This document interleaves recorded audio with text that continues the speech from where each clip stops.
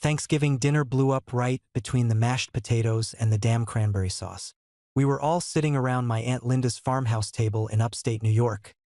Big spread, everyone dressed up, even the kids behaving for once. My fiancée, Jenna, was sitting to my left, holding my hand under the table. My cousin Ryan was across from us, arm around his girlfriend Kara like everything was normal. I was carving my second slice of turkey when Jenna suddenly said, "Way too loud. I can't do this anymore. I'm in love with Ryan." Forks dropped. My mom gasped. My Aunt Linda blinked like she misheard. Ryan's hand froze on Kara's shoulder, and Kara just stared at Jenna like she'd grown another head. I didn't say anything right away, just reached for my napkin, wiped my hands, and set it down real calm. Everyone was waiting for me to lose it.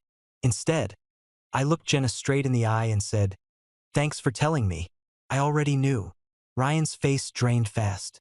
Kara leaned away from him, her mouth slightly open like she was about to throw up. I reached into my jacket and pulled out a thick envelope, slid it across the table toward Ryan. "That's the legal notice," I said. "You'll see the paperwork for the buyout inside. We're done. I've already filed to dissolve our partnership. Financing's lined up. And Jenna," I turned to her, still calm, my voice even, "you've been served papers to vacate the apartment. My name's the only one on the lease, remember? Shouldn't be too hard to pack since most of your stuff's already at Ryan's anyway." My dad tried to say something, but I stood up. "I won't be needing dessert." Nobody stopped me. Nobody said a word. Just dead silence except for Kara, quietly whispering, "Are you serious?" to Ryan like she couldn't believe what she was hearing. I walked out the front door, into the cold without slamming it. Just one clean step after the other. Didn't bother grabbing my coat. I wasn't coming back. I got back to my apartment around 9 that night, dropped my keys on the counter, opened a beer, and sat in silence. 10 minutes later, my phone lit up. Ryan. First call, I ignored it. Second call, I watched it ring out. Then the text started flying in. "What the hell is wrong with you? You embarrassed me in front of the whole family. We could have handled this privately." Privately? The guy was sleeping with my fiancée for almost a year behind my back. I tossed the phone on the couch and left it there vibrating. Let him wear himself out. Next morning, I was brushing my teeth when the buzzer screamed from the front door panel. I hit the camera screen. There she was, Jenna. Hoodie, no makeup, red eyes, pounding on the glass like a cop. I hit the intercom. "You don't live here anymore, Jenna. You changed the locks?" she yelled. "Seriously. My name's on the lease. You got served yesterday. You can't just throw me out like garbage," she shouted, backing up to look at the windows. "You're being cruel, Kyle. You blindsided me." I kept my voice flat. "I didn't blindside you. You just thought I wouldn't do anything." She started crying right there on the sidewalk, full-on sobbing, pacing in circles like someone stole her dog.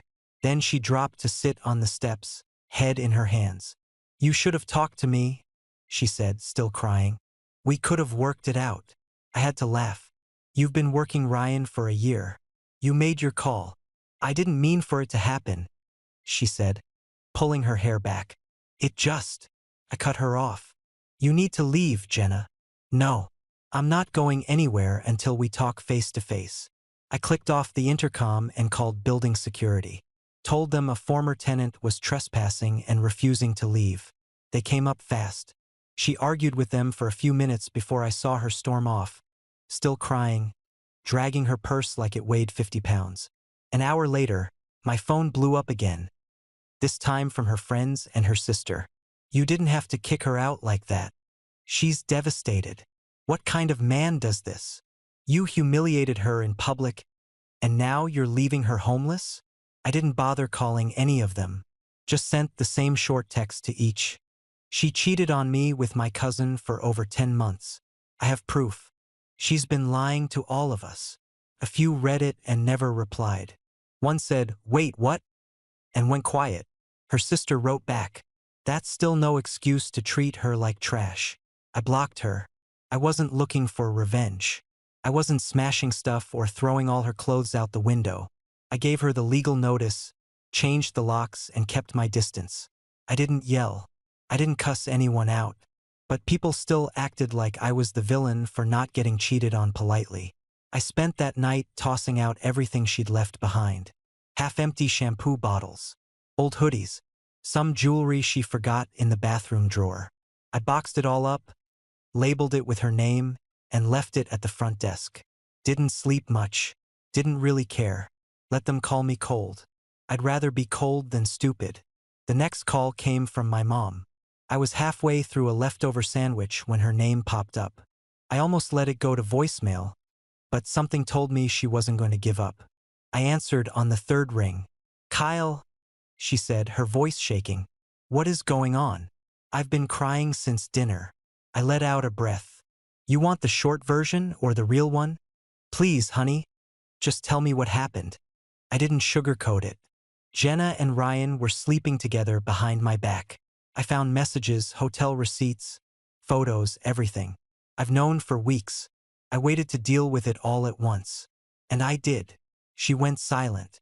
I heard her sniffle on the other end, like she didn't know what to say. Then Dad's voice came through the speaker. "You blindsided everyone, son. That was a hell of a way to drop it." I didn't blindside anyone. I stopped letting people lie to my face. "Kyle," he sighed, "you and Ryan have known each other since diapers. This is bad, yeah, but family should stick together." I stood up, sandwich forgotten on the plate. "No, family doesn't screw you over. That's not family. That's just people with matching blood." Neither of them said anything, so I opened my laptop and pulled up the folder I'd saved. Screenshots of texts between Jenna and Ryan. Emails, phone logs, the works. I sent it to both of them. "Check your inbox. Let me know if you still want to play the stick-together card after that." They didn't call back that night. By the end of the week, the rest of the family started chiming in. Uncle Derek called, trying to play mediator. "Listen, man, everyone's upset. I get it. You just caught them at a bad time. Emotions run high. Maybe we don't throw a grenade into the family over one mistake." "One mistake," I said. 10 months of sneaking around, lying, and screwing behind my back while we built a business together. "You think that's one mistake?" He tried to laugh it off. "You know what I mean. Maybe just take a breath. Cool off. Talk it out." I cut him off. "Pick a side, Derek, or stay the hell out of it." Then Ryan's mom, Aunt Melanie, called. I didn't even save her number, but I recognized the voice right away. "I think you're making this a much bigger deal than it needs to be," she said. "Excuse me? Jenna's young. Ryan made a mistake. These things happen in relationships, especially before marriage. No reason to destroy everything over some growing pains." I stared at the phone like it just slapped me. "Growing pains." She sighed, like I was the one being difficult. "I just don't want this to ruin the whole family dynamic, especially over a girl. She's not just a girl. She was my fiancé, and he wasn't just a cousin. He was my business partner." "You're overreacting," she snapped. I hung up, then blocked her. I was done making people comfortable while they stabbed me in the back. You don't get to cheer for the cheaters and still ask me to come to Sunday dinner like nothing happened. I was in Bay 3 under a lifted F-150, checking a busted transmission line, when I heard the shop door slam hard enough to rattle the windows.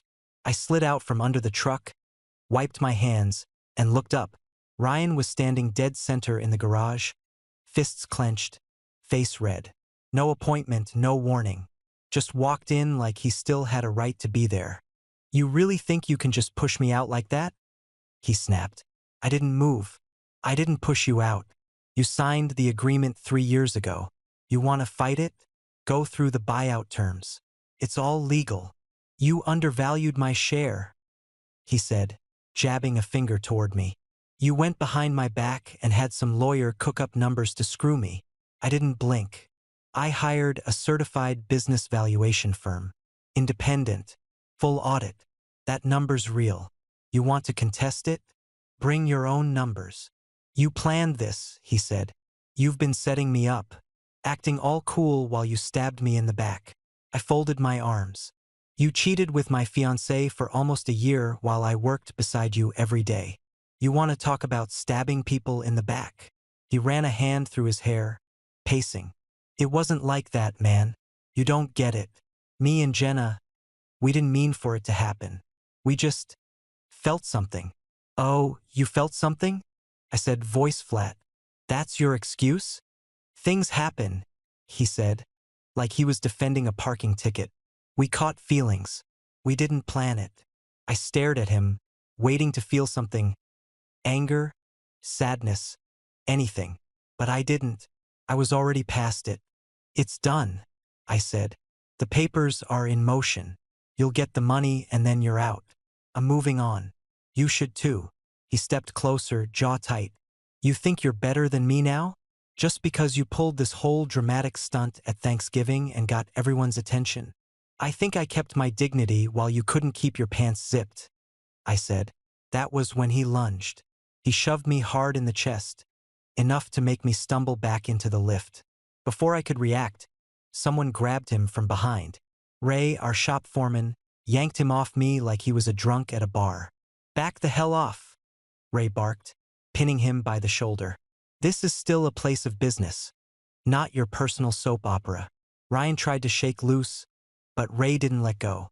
I stepped forward, brushing the dust off my shirt. "You're done here," I said.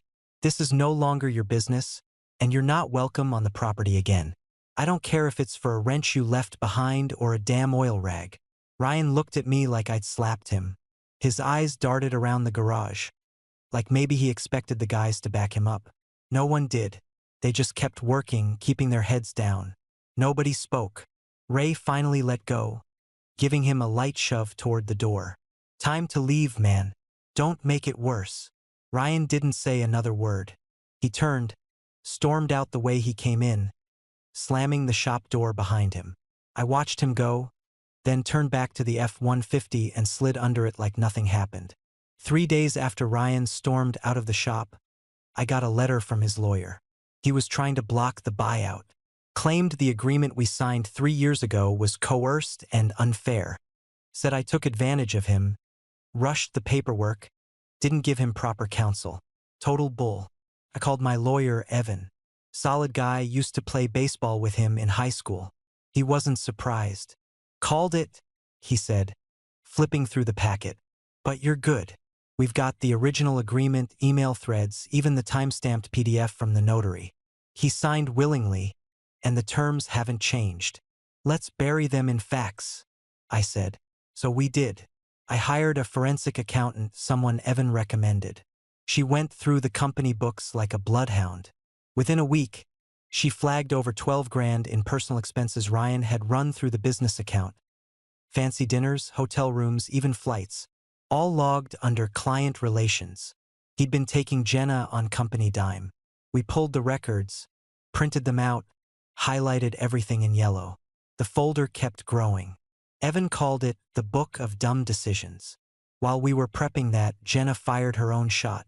Her new lawyer sent a letter claiming emotional abuse and mental distress. She wanted half of everything: business equity, savings, even a portion of my retirement account. I didn't panic. I had receipts too. See, about 2 months before I found out, things were getting weird between us. Jenna acting distant, blaming me for being too busy with the shop. I'd suggested couples counseling. She agreed, probably thinking it was a safe cover. Turned out it was the smartest thing I ever did. Our therapist, Dr. Ellis, kept records. Every session, every lie. Jenna never once mentioned abuse. Never even hinted at mistreatment. When Evan subpoenaed her notes, they contradicted every claim Jenna was trying to sell. I filed a counterclaim, fault-based.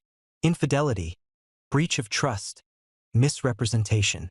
I wasn't about to let her walk off with half of what I built. Then came the stall tactics. Ryan's lawyer started requesting continuances, filing motions to delay hearings, challenging the valuation again and again. He was dragging it out, hoping I'd cave, take a smaller settlement, maybe even back off completely. I didn't flinch. I had the documentation, the signatures, the bank records, and months of legal prep behind me. I wasn't running on rage anymore, I was running on structure. strategy, patience. Evan kept me grounded.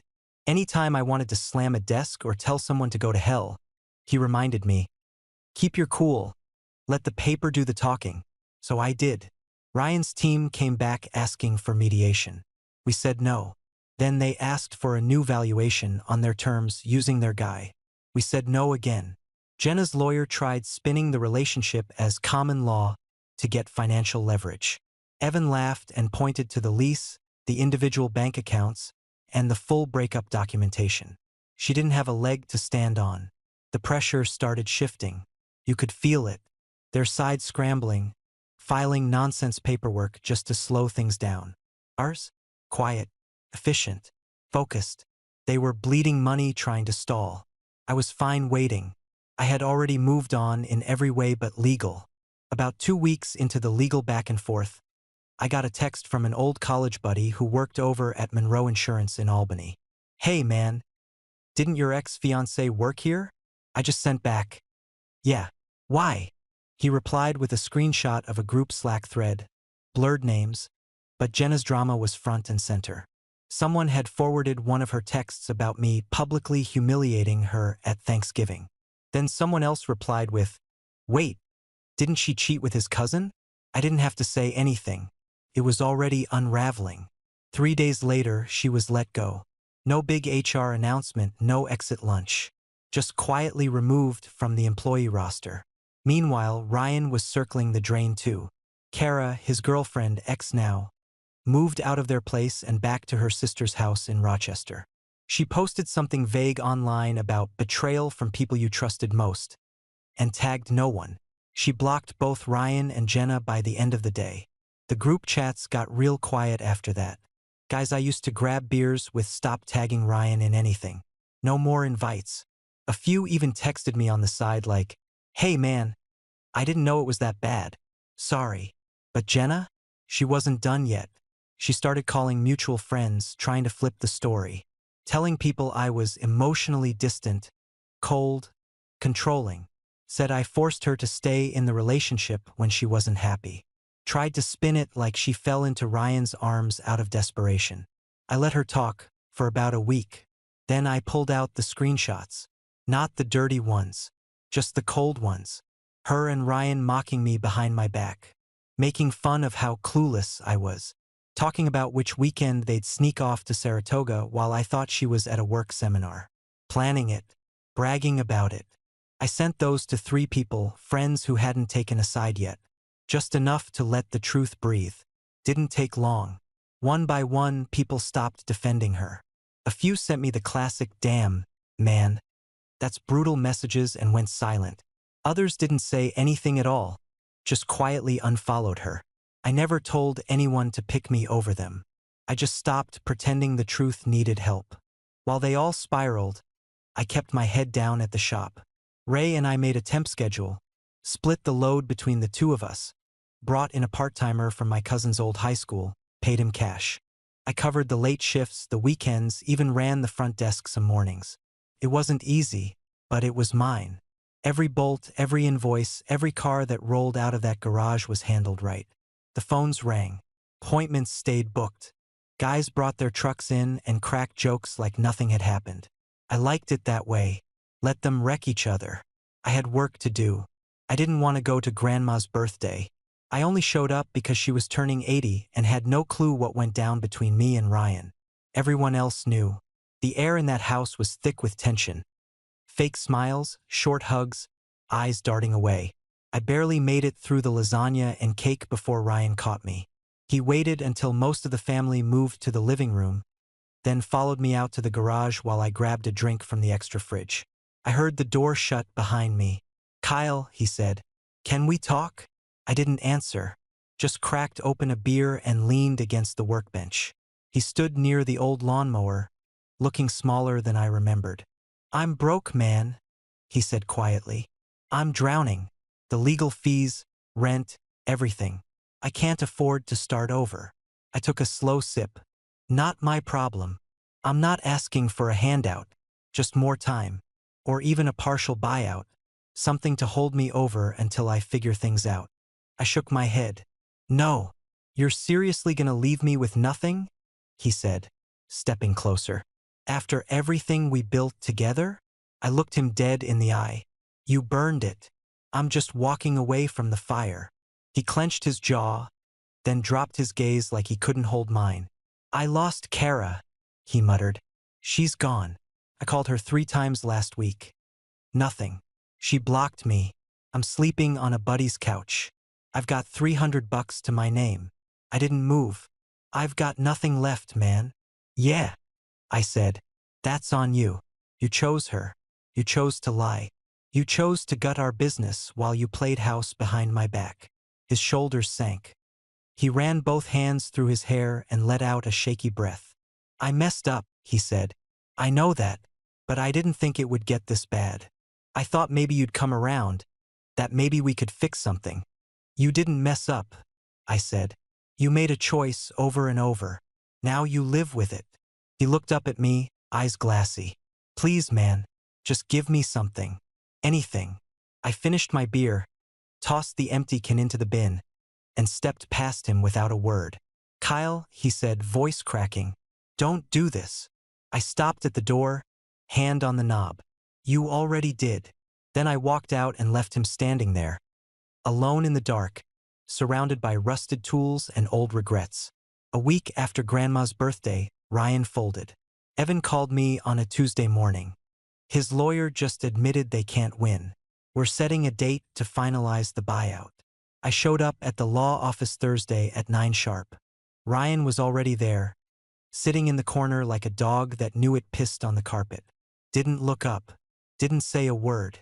The conference room was silent except for pages turning and pens scratching paper. His lawyer walked him through every line, and he signed like a robot, hand shaking slightly, eyes locked on the table. When it was my turn, I signed fast. No hesitation. After the last signature, Evan looked at me and nodded. The shop is yours. Ryan stood up slowly. Still no eye contact. No handshake. No words. He walked out without a sound, leaving behind his pen and whatever pride he had left. The next day was Jenna's turn. We were in county court, small room, maybe 15 people total. She sat across from me in a tight blazer and fake sympathy face. Her lawyer looked confident until the judge started reading. Direct quotes from her texts, word for word. Let's play dumb for another few weeks. Kyle doesn't suspect a thing. I'll get what I want either way. Her lawyer went pale. You could see him shift in his chair like he was trying to disappear. Jenna sat frozen, lips tight, one hand gripping her skirt. The judge didn't raise his voice. Didn't have to. No spousal support. No shared assets. No basis for emotional or financial claim. She is entitled to her personal belongings. Nothing more. I nodded once. Didn't smile. Just took the win and kept it moving. Outside the courthouse, she didn't say a word to me. Didn't even look my way. Her sister came to help her carry a box of stuff from my place. Clothes, books, some makeup. That was the last I saw of either of them. Ryan's situation went downhill fast. His lawyer dropped him after unpaid invoices stacked up. Word was he sold his truck, maxed 2 credit cards, and couldn't keep up with rent. A month later, someone mentioned he'd moved down to North Carolina. Said he was crashing on a buddy's couch, trying to get a job at a tire shop. I didn't reach out. Didn't need to. I had my business. I had my peace. And I had no interest in fixing anything that had tried that hard to break me. 12 months later, the shop was the busiest it had ever been. I brought in a new manager, Beth. Smart, no nonsense, ran the office tighter than I ever could. We added tire rotations, alignments, even started doing custom exhaust work. Saturdays used to be dead. Now we had a wait list. I moved out of the old apartment and bought a place 5 minutes from the shop. Nothing huge, but clean, quiet, and mine. No shared closets. No old memories. I'd been seeing someone for a couple months. Claire. Down to earth, works at a vet clinic, loves bad diner coffee and 90s country. One night after dinner, she asked about the scar tissue, why I didn't talk about my ex, why I flinched when my phone lit up late. So I told her. Everything. Start to finish. She didn't judge. She just nodded and said, "You handled that better than most would." A week later, I got an email from Ryan. Subject line, "Apology." Didn't open it. Didn't need to. Just deleted it and emptied the trash. Few days after that, a number I didn't recognize sent a text. "Can we talk?" I knew who it was. Blocked it without replying. Then came Mom. Called me up in late November. Said she was planning Christmas early this year, trying to get the whole family together. I didn't raise my voice. Just told her straight, "Not interested." She didn't push. Truth is, I wasn't angry anymore. Not bitter. Just done. I stopped chasing closure. Stopped hoping people would get it. I learned how to trust my gut again, how to draw the line early, and not wait around while someone crosses it twice. Ryan and Jenna? They weren't part of my life anymore. Not really people to me now, just lessons I won't forget.